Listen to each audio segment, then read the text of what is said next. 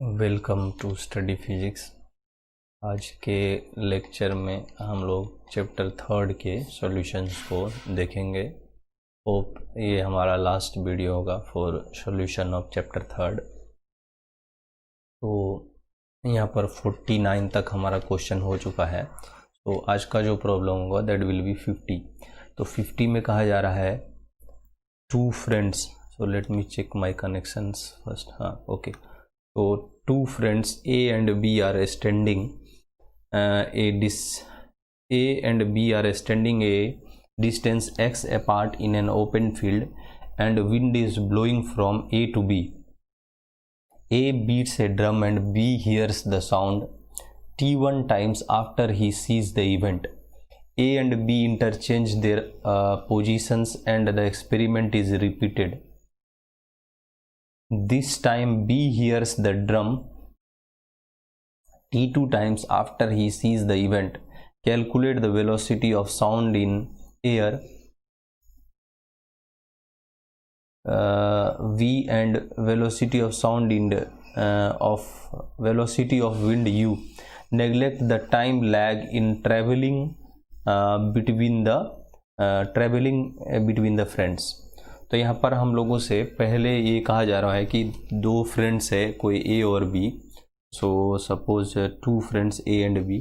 तो इस तरह से हमारे पास एक टू फ्रेंड्स हैं ए एंड बी, और ये दोनों at a distance of x है। मीन्स इन दोनों के बीच का जो डिस्टेंस है दैट इज़ एक्स है। अब यहाँ पर ये कहा जा रहा है ए कोई ड्रम बजाता है और बी सुनता है after the time T1। So T1 time के बाद बी उसको सुनता है। मीन्स जब उसने बजाया होगा तो उसके T1 टाइम बाद उसने बी ने सुना है। फिर कहा जा रहा है ए बी अपना इंटरचेंज कर लेते हैं पोजीशन। सो फर्स्ट सिचुएशन अगर इस तरह से था तो सेकंड सिचुएशन इस तरह से हो रहा है कि यहाँ पर बी हो रहा है और यहाँ पर ए हो रहा है, और अगेन ए ही ड्रम कर रहा है और बी उसको रिसीव कर रहा है, मीन्स सुन रहा है। और यहाँ पर टाइम दिया जा रहा है T2 और यहाँ पर टाइम दिया जा रहा है T1, मीन्स कितने देर के बाद वो सुन रहा है। तो हम लोगों से कह रहा है दी बी here calculate the velocity of sound in still air and the velocity of wind.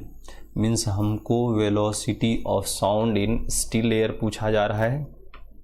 Velocity of sound in still air. So this is some problem is there, so let me correct it.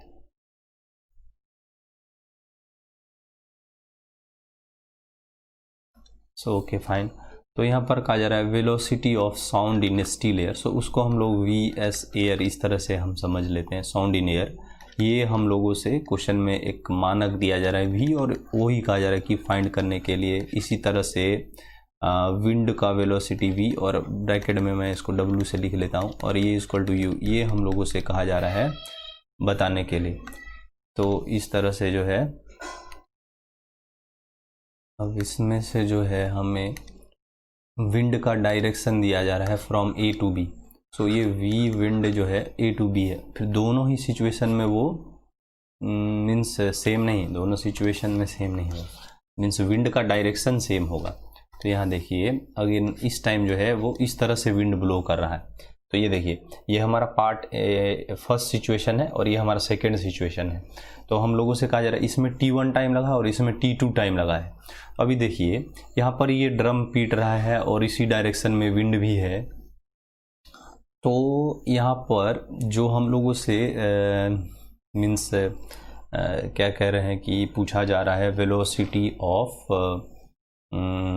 Sound and velocity of wind, ये हम लोगों ने evaluate करना है। तो देखिए जो T1 time में फर्स्ट सिचुएशन में काम हो रहा है वो क्या हो रहा है कि x डिस्टेंस कवर हो रहा है। सो ये डिस्टेंस x कवर हो रहा है, और T1 मीन्स टाइम क्या होता है तो डिस्टेंस अपॉन स्पीड। तो इस टाइम जो स्पीड काम कर रहा है that is velocity of sound plus velocity of wind. So ये इस तरह से हो रहा है हमारा। तो x का जो वैल्यू है that is velocity of sound and velocity of wind.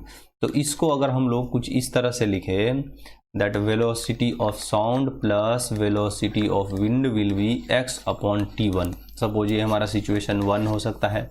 अब इसी तरह से t2 टाइम में क्या हो रहा है, तो अगेन x ही डिस्टेंस कवर हो रहा है, लेकिन यहाँ पर देखिए यहाँ पर से ड्रम किया जा रहा है पर विंड उसके अगेंस्ट जा रहा है और साउंड उसके इस डायरेक्शन में जा रहा है। तो देखिए बट यहाँ पर जो सुनेगा तो दो वेक्टर्स अपोजिट डायरेक्शन में काम कर रहा है, तो यहाँ पर साउंड का मैग्नीट्यूड जो होगा वो हम लोग पॉजिटिव माइनस ये वाला लेंगे, तभी पॉसिबल है कि साउंड का कुछ ना कुछ वैल्यू आएगा तो यहाँ पे सुनाई देगा। तो उसको हम लोग इस तरह से लिख लेते हैं कि velocity of sound minus velocity of wind.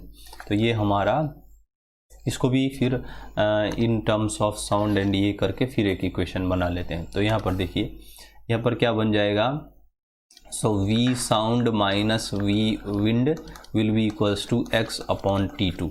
तो ये हमारा इक्वेशन 2 बन जाता है। अब देखिए इक्वेशन 2 और इक्वेशन 1 को अगर ऐड करेंगे तो यहाँ पर क्या बनेगा, twice velocity of sound will be equals to x by t1 plus x by t2। So x common लेंगे तो x into 1 by t1 plus 1 by t2। तो इस तरह से हमारा vs अगर इवेल्युएट करना होगा तो ये क्या बनेगा, x बाई 2 अपॉन ये वैल्यू बन जाएगा। तो ये हमारा जो है वेलोसिटी ऑफ साउंड का वैल्यू जो है वो इवेल्युएट हो चुका है। अभी देखिए इसी इक्वेशन को किसी भी इक्वेशन से यूज करके हम लोग वेलोसिटी ऑफ विंड का भी मैग्नीट्यूड पता कर सकते हैं। तो चलिए कर लेते हैं। Velocity of wind will be x by t1 minus of x by t1 minus of vs। सो इसी चीज़ को यूज करेंगे अब हम लोग। तो यहाँ पर क्या बनेगा, x by t1 minus of, देखिए यहाँ पर क्या बन रहा है, तो x बाई 2t1 और यहाँ माइनस क्या बन रहा है, x बाई 2t2। तो यहाँ पर देखिए ये हाफ इससे कैंसिल होगा तो यहाँ बचेगा x by 2t1 minus of x by 2t2। तो अब हम लोगों को वेलोसिटी ऑफ विंड अगर इवेल्युएट करना है तो हम लोग x अपॉन 2 कॉमन लेंगे तो 1 by t1 minus of 1 by t2।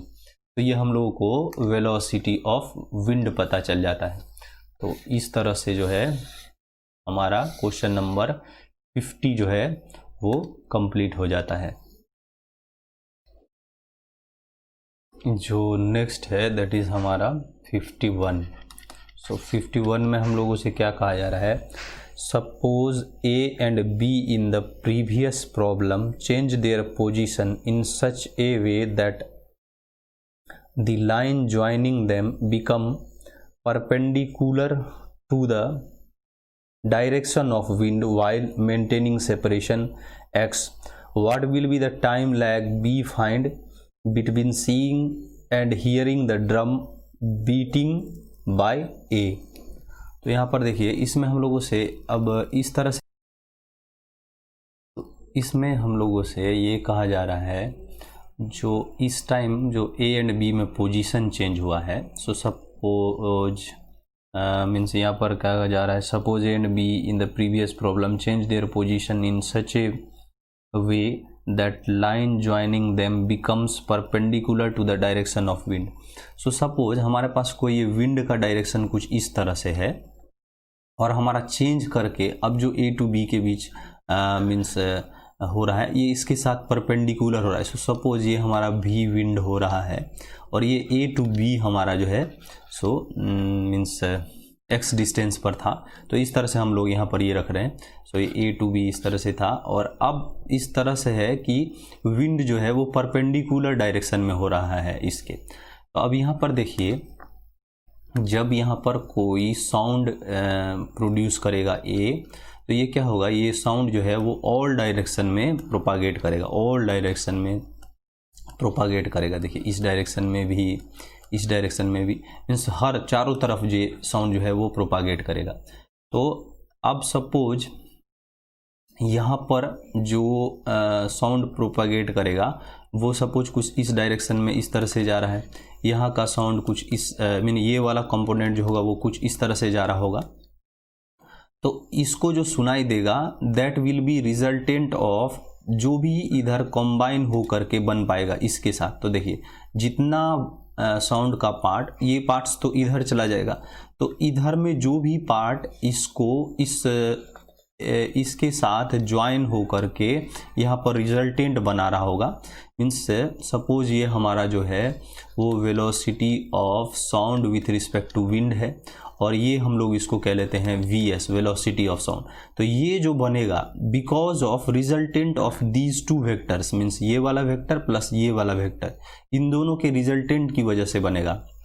अब यहाँ पर ये देखिए ये एंगल हमारा 90 डिग्री का हो रहा है, तो इस वाले ट्रायंगल में हम लोग जो है वो पाइथागोरस थ्योरम को ईजिली यूज कर सकते हैं।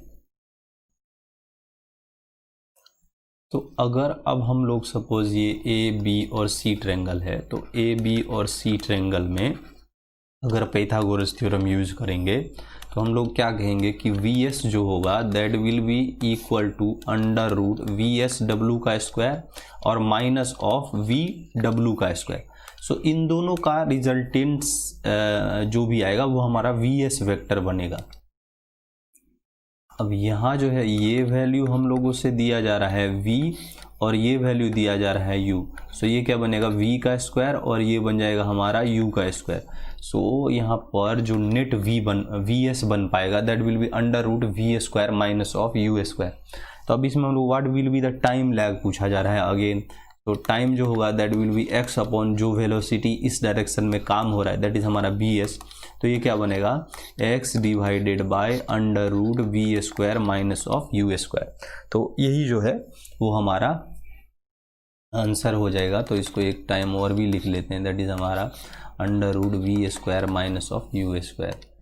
तो ये इस तरह से जो है वो हमारा क्वेश्चन नंबर 50 कंप्लीट हो जाता है। नेक्स्ट जो है दैट इज हमारा sorry this is 51। So next जो है दैट इज 52 और ये हमारा लास्ट प्रॉब्लम होगा। तो इसमें हम लोगों से कहा जा रहा है 6 particles situated at the corners of regular hexagon of a side a move at a constant speed v। Corner regular hexagon of side a moves at a constant speed v, each particle maintaining a direction towards the particle at the next corner. फिर कहा जा रहा है calculate the time the particle will take to meet each other. देखिए इस problem में क्या है, तो सपोज ये हमारे पास एक रेगुलर हेक्सागन है। सो इसके ऑल द साइड्स जो होंगे वो ए इस तरह से होगा। तो देखिए ये अगर कोई रेगुलर हेक्सागन हो रहा है तो इस तरह से ये हम लोग एक रेगुलर हेक्सागन बना लेते हैं। अब ये भी ए होगा, ये भी ए होगा, ऑल ए होगा। हम बार बार नहीं लिख रहे हैं क्योंकि इसमें थोड़ा सा ज्योमेट्री का यूज़ करना है, तो इसलिए अब कुछ पॉइंट हम लोग कंसीडर कर लेते हैं। So A B C D E and F इस तरह से। तो अब हम लोग यहाँ पर ये चीज़ देख सकते हैं कि यहाँ का जो एंगल होगा दैट इज, इसको अगर एक्सटेंड करें तो ये एंगल जो होगा इसके साथ ये एंगल होगा 60 डिग्री का, और ये एंगल जो होगा दैट विल बी हमारा 120 डिग्री का। अब देखिए यहाँ पर इस प्रॉब्लम में ये कहा जा रहा है कि इसमें इस रेगुलर हेक्सागन में जो ऑल द 6 साइड है और all the 6 particle at the corner, suppose ये यहाँ पर जो भी पार्टिकल्स हैं वो अब यहाँ पे थोड़ा सा ज़्यादा हो चुका है, तो हम लोग यहाँ पर से इसको और यहाँ पर से देखते हैं। तो यहाँ पर F जो है वो ए की तरफ अप्रोच कर रहा है और ए जो है वो अपने से नेक्स्ट वाले की तरफ अप्रोच कर रहा है। तो जब F ए की तरफ अप्रोच करेगा और ये नेक्स्ट की तरफ अप्रोच करेगा तो ये कैसा डायग्राम बनेगा। देखिए इसको थोड़ा सा और भी एक डायग्राम में हम लोग देखेंगे तो ये किस तरह का दिखाई पड़ेगा। तो नेक्स्ट इंस्टेंट जो है वो ये इसकी तरफ जाएगा, ये इसकी तरफ जाएगा, इस तरह से ये भी इसकी तरफ जाएगा। तो इस तरह से बार बार वो एक छोटा रिड्यूस्ड होता हुआ हेक्सागन का ही शेप लेता रहेगा और भी रिड्यूस होकर हेक्सागन का ही शेप लेता रहेगा। और इस तरह जब वो मीट करेगा तो at the centre all the particle जो मीट करेगा वो एट द सेंटर मीट करेगा। तो यहाँ पर देखिए अगर सपोज ये हमारा कोई पॉइंट एट द सेंटर है तो इसको और इसको जब हम लोग ज्वाइन कर लेंगे तो यहाँ पर क्या होगा फॉर रेगुलर फिगर ये भी ए बनेगा और ये भी ए बनेगा। तो अभी देखिए ये ए, ये भी है, ये भी है, मीन्स एक इक्विलेटरल ट्रायंगल बन रहा है। देखिए इस प्रकार से ये एक इक्विलेटरल ट्रायंगल बन रहा है, ए और ए। तो जब ये इक्विलेटरल ट्रायंगल बनेगा तो यहाँ पर हम लोग क्या कहेंगे कि यहाँ से इस पार्टिकल, ये पार्टिकल किधर आया है तो यहाँ पर से आके सेंटर पे मीट करेगा, मीन्स इसने डायरेक्शन जो लिया है वो इस तरह से लिया है, और डिस्टेंस जो कवर किया है, दैट इज डिस्टेंस जो कवर किया है वो हमारा ए बन रहा है। तो अगर डिस्टेंस ए बन रहा है, हम लोगों से टाइम पूछा जा रहा है, तो अगर हमें वेलोसिटी मालूम होगा तो हम लोगों को डायरेक्टली पता चल जाएगा कि यहाँ पर कितना टाइम लगेगा टू रीच द सेंटर। अब देखिए ये पार्टिकल जब सपोज सब वी स्पीड से अप्रोच कर रहा होगा, मीन्स ये भी वी स्पीड से जा रहा होगा, ये भी वी स्पीड, ये भी वी स्पीड, ये भी वी स्पीड से जा रहा होगा, तो यहाँ पर जब ये एक इक्विलेटरल ट्रायंगल है तो ये वाला एंगल कितना है 60 डिग्री। सो इस वेक्टर का ये वाला कंपोनेंट कितना होगा, तो वी एस और कॉस ऑफ 60 डिग्री। सो ये हमारा बन जाएगा वी एस, और वी हम इस सिचुएशन में कंसीडर कर रहे हैं, सो इसको हम लोग वी अगर कहेंगे तो वी इंटू कॉस 60, तो कॉस 60 हमारा बन जाएगा 1/2। सो वी हमारा जो जिस वेलोसिटी से वो इस डायरेक्शन में मूव कर रहा होगा दैट इज हमारा v/2। तो अब अगर हमें यहाँ पर टाइम चाहिए तो that will B a divided by v/2। सो यहाँ पर क्या बनेगा, अगर v दिया गया है ना, हाँ, तो हम v लिखेंगे, तो यहाँ पर जो टाइम लगेगा दैट विल बी 2a/v। तो इस तरह जो सेंटर तक पहुँचने में उसे टाइम लग रहा होगा वही हर एक पार्टिकल को उतना ही टाइम लग रहा होगा। तो इसका मतलब ये हुआ कि हर एक पार्टिकल इतने टाइम के बाद जो है उस सेंटर पर रीच हो जाएंगे, तो इतना ही टाइम लैग होगा। सो इस तरह हमारा क्वेश्चन नंबर 52 भी कंप्लीट हो जाता है। सो ये चैप्टर भी एंड होता है। अब इसके बाद जो नेक्स्ट चैप्टर स्टार्ट होगा वो कुछ रैंडम सा होगा, means something from last part और समथिंग फ्रॉम मिडिल पार्ट, क्योंकि उधर में हम लोग जो है वो कैपेसिटर्स सॉल्व कर रहे हैं 12th पार्ट से। सो 11th के पार्ट से हम लोग कुछ SHM और वर्क पावर, इस दो में से कुछ एक देखेंगे, मोस्ट प्रोबेबली SHM ही होगा। तो हम अब कुछ एडवेंचर करेंगे, कहीं से भी कुछ भी करेंगे, तो इस तरह से अब नेक्स्ट में हम लोग SHM देखेंगे। So thank you, with request to share, subscribe and support। अगर ये हमें मोटिवेशन मिलता रहेगा तो और भी कुछ करने का, और भी बुक सॉल्व करने का, कुछ और भी previous year questions from mains, NEET, इस तरह से करने का मोटिवेशन मिलेगा मुझे। तो ये बहुत ज़रूरी होता है टू वर्क। सो लास्टली एक बार और भी ये रिक्वेस्ट के साथ to share, subscribe. Thank you.